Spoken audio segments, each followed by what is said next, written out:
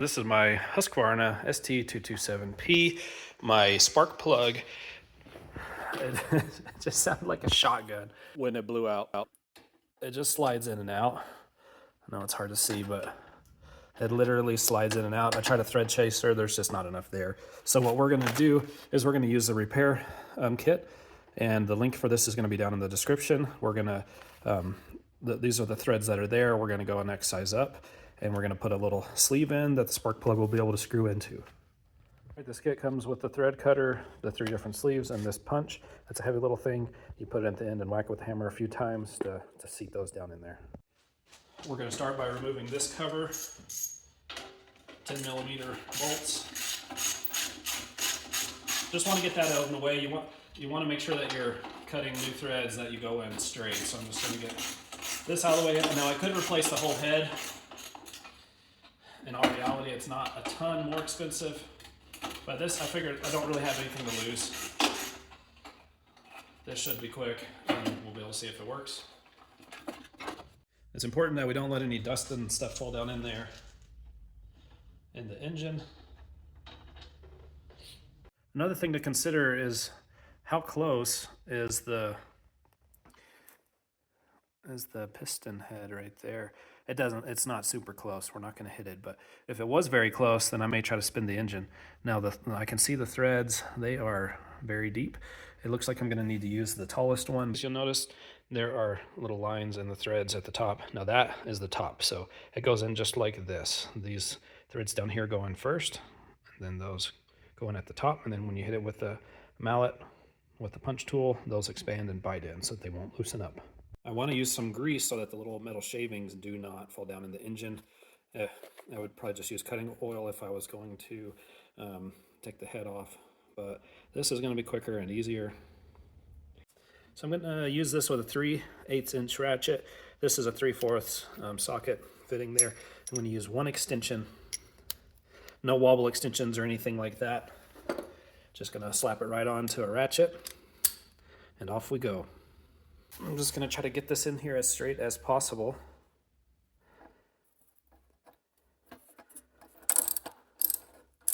Now it does have the threads,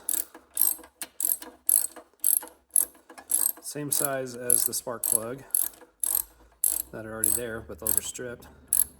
Now I'm looking at this, checking my angles. Looks like that's where I want it to go. Just going to slowly start cutting in.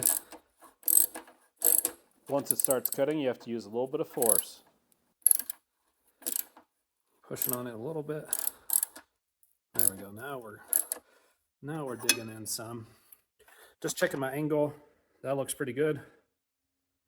We're just going to keep going until we get all the way through.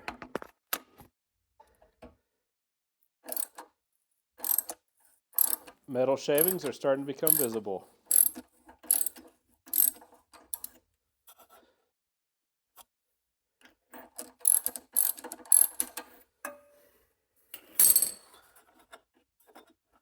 Still don't feel like we're doing much, actually.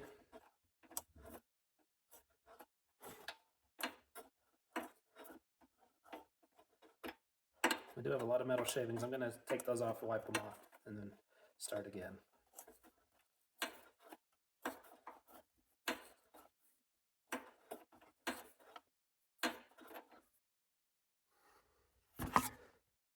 So this is what we got so far, metal shavings, not on the lower part, but on the outside. And so far, yeah, we didn't go in far enough to really start new threads. It's still just on this flange part where you see all the shavings, how it gets bigger. So we're gonna wipe this off and go at it again. All right, this time I put grease down in the little fluted parts also, the little recesses. That's where all the metal seemed like it was ending up anyways. So we're gonna go ahead and push this back in there.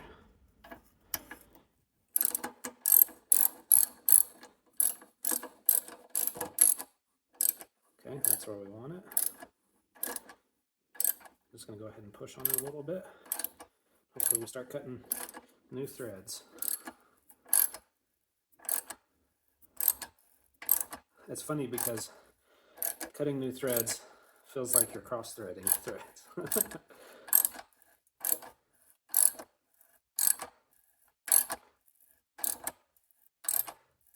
We're definitely digging in now. That still looks like a good angle for that spark plug to sit. So I'm just going to keep going.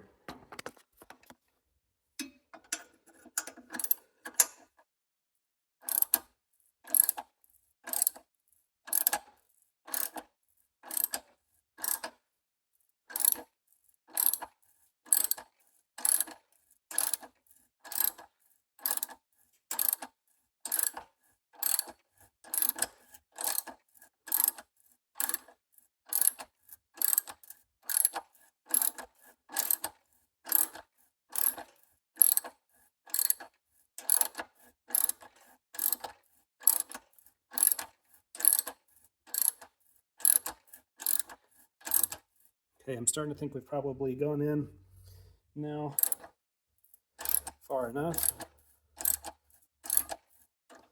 So I'm going to go ahead and loosen this up and see how it looks.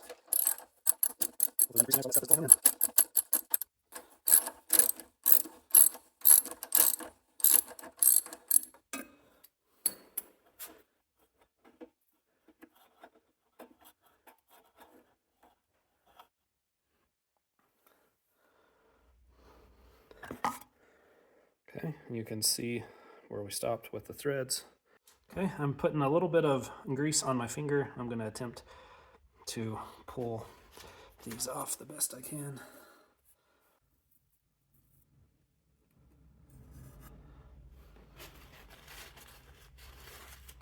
And hopefully not get metal splinters.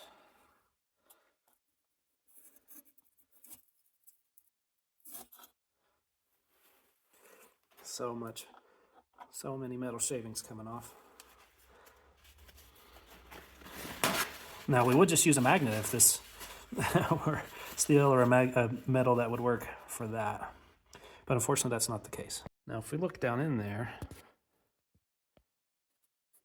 can see there are some metal shavings on the threads. I've got my coat hanger with some grease on there, and I'm just going to try to get those shavings off.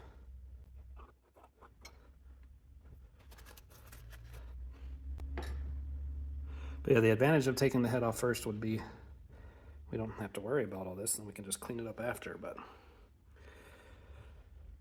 all right, I think I got quite a few. I'm going to go ahead and lube up this cutter again, and we're going to go all the way through.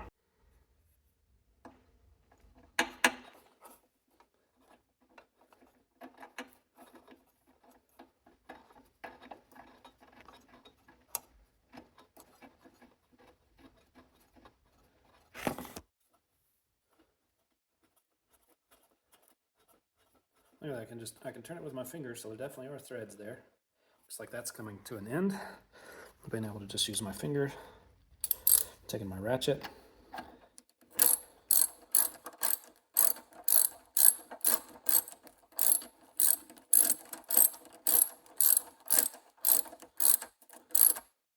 Okay, we're getting to a cutting point again.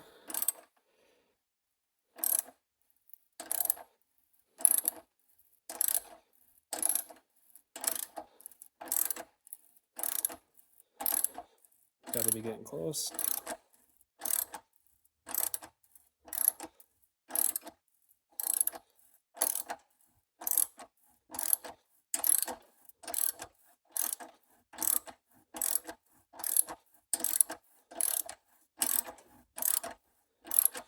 Okay, there are no more threads visible on the tool. We're going to go ahead and back it out. And like I've been saying, hopefully get all the metal shavings to come with it.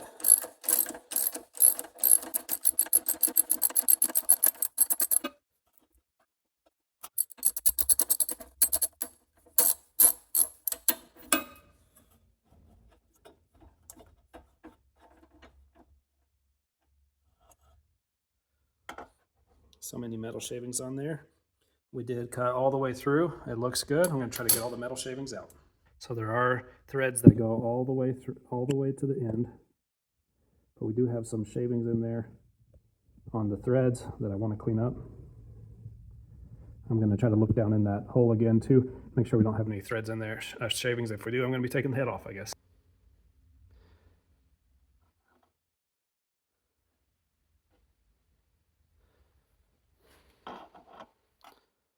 Some metal shavings on there.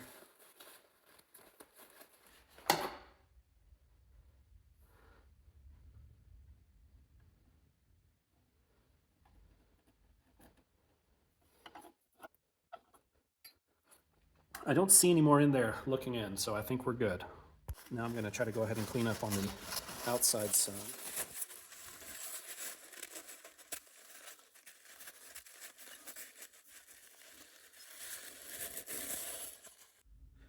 All right, I'm going to go ahead and clean up these threads. Look at all this metal coming out. Holy cow. That is a lot.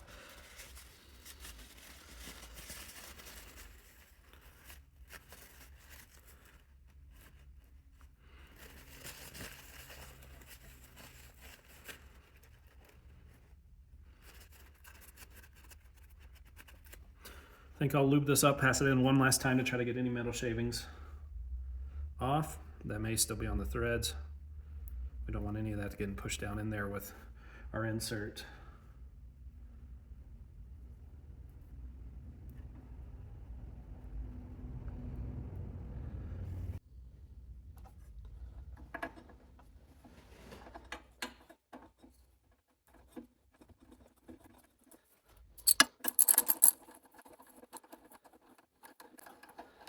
Goes in nice and easy now.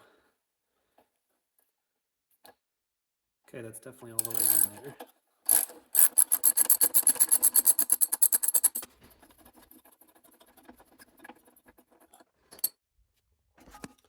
Okay, we did definitely get some more metal shavings out of there. Not a ton.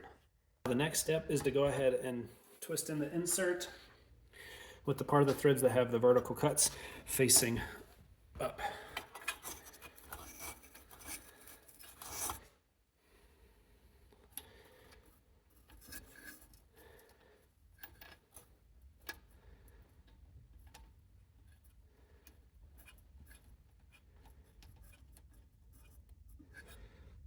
Okay, I'm going to take the spark plug, thread it in there, see if I can use the spark plug to get it in the rest of the way.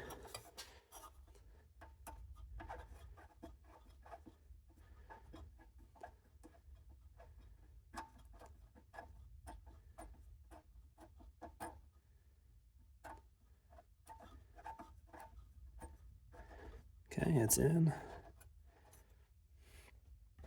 Nice. Okay, we're going to take a quick look at that. The insert is in. Now I realized once I got this medium-sized one in there that it didn't go nearly far enough. So I'm going to use the bigger one now. And the instructions say to leave the knurling exposed. So if we check this out, it's got a good solid 3 threads that are supposed to be left exposed. So let's try this again.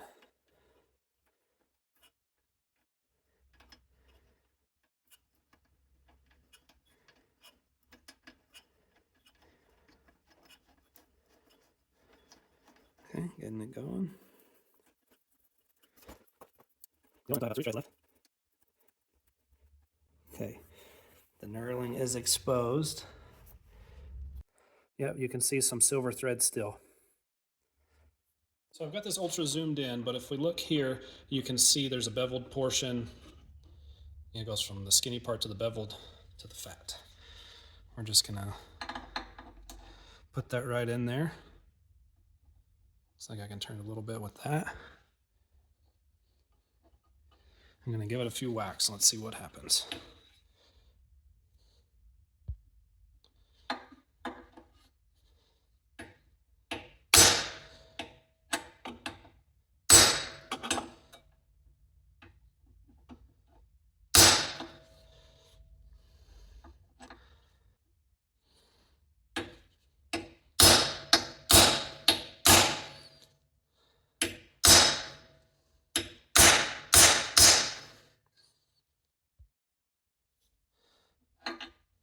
All right, it looks like it definitely is. Yeah, it's out. It looks like I may have cracked it a little bit there at the top. Let's see if it spins. No, it does not spin. All right, so that is now permanently installed. We can take our spark plug and put it on in. All right, here's a close-up. You can see it is beveled out, and it did break right there at the top, unfortunately, but I think it will still hold and should still be fine. Okay, let's go ahead and put this in. Since there's no Loctite, there's nothing to wait 24 hours for anything like that. Let's make sure we get this going in good so we don't cross thread it.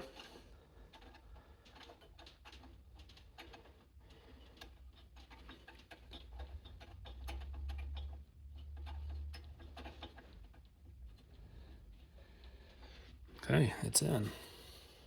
Seeing how the helicoil broke a little bit, I probably should have had less knurling exposed. Just following the directions, it seemed like it was kind of a lot. But what I'm going to try to do now is just tighten the spark plug down a little bit and see if it'll stop spinning. See if it will bite in.